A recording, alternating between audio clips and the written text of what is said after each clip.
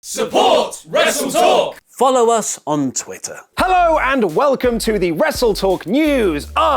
I'm Luke Owen. Despite being one of the most over acts in the entire company, there are still no concrete plans for Rusev at WrestleMania 34. Taking matters into his own hands, Rusev posted on Twitter, "I need a celebrity to fight me at WrestleMania 34. Perhaps a slight dig at WWE, who often favor part-timers and celebrities over active and over wrestlers during the Mania season. Given that this is Twitter, a lot of people suggested that Rusev take on the Green Arrow Stephen Amell, himself no stranger to the wrestling world, having faced Cody Rhodes at SummerSlam 2015 and has been made part of the Bullet Club. However, Amell doesn't seem quite too keen on the idea of being crushed by the mighty power of Rusev Day. Please stop suggesting me, I am terrified of this person." Smart play, Queen. Amell will be appearing at Bullet Club's All In show this September in Chicago, so perhaps that could be the battleground where the pride of Bulgaria takes on Starling City's vigilante. Speaking of surprises, and here is your daily reminder to check out our 500k day party tomorrow right here on WrestleTalk, where we will get to press the mysterious red button sent to us by WrestleTalk Corporate. I'm expecting some other big surprises, as Ollie has spent a lot of money on this event. A worrying amount of money, if I'm being honest. I mean, he's out of control.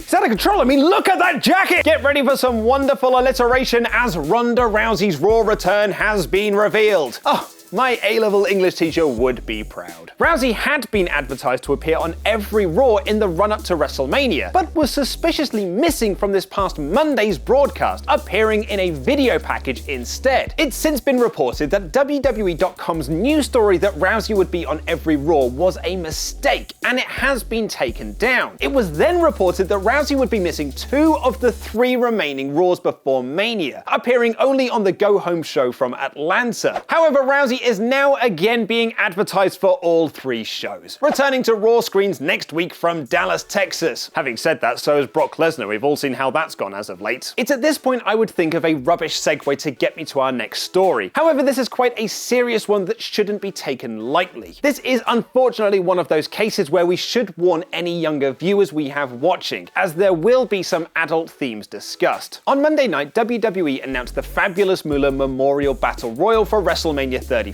An all-female version of the Andre the Giant Memorial Battle Royal. WWE presented a video that saw its female talent use the company's favorite buzzwords like trailblazer, history-making, historic, and pioneer. However, there is a darker history behind Moolah, and it's caused outrage amongst fans, which has been picked up by mainstream press outlets in the days since the announcement. Over the years, Moolah has had numerous accusations and allegations made about her wrestling career. Several of her former students have said that she signed them to exclusive contracts where she took upwards of 35% of their paycheck and made them live in her apartment block where she charged them more rent than they earned so they would fall into debt. She also allegedly tricked the WWF Women's Tag Team Championships into retirement and was part of WWE's very first screw job when she pinned Wendy Richter for the WWF Women's Championship in 1985, even though Richter kicked out at 1. Some of her students have even alleged that she trained them poorly so they would never surpass her in ring, holding down the progression of women's wrestling. All of that without getting into the allegations that she sent her trainees out for sex with male promoters and photographers. Ryan Satin of Pro Wrestling Sheet reached out to one of her former students, Mad Maxine, who told him she skimmed their money, she ignored women who were badly hurt, she pimped women out to creepy men, and on and on. She was not a mother figure, she was more like Kali, the Indian goddess of destruction. I met her in my early 20s and I had never met such a monstrous person. In light of all this, a Change.org petition has been created for WWE to rename the Women's Battle Royal, which has neared its required 10,000 signatures. And as of this reporting, the announcement on Twitter has had hundreds of comments, most of which are negative. Will it be enough for WWE to change their mind on the name of the match? Likely not. After all, they have a Hall of Fame award named after the Ultimate Warrior, a man who had a lot of horrible words to say about anyone who wasn't straight, white, or in good health. Check out mine and Ollie's breakdown of this week's Raw and SmackDown, where we give our thoughts on the controversial match. And subscribe to the podcast version of Wrestle Ramble, where we play a new theme song that's a remix of the DuckTales theme.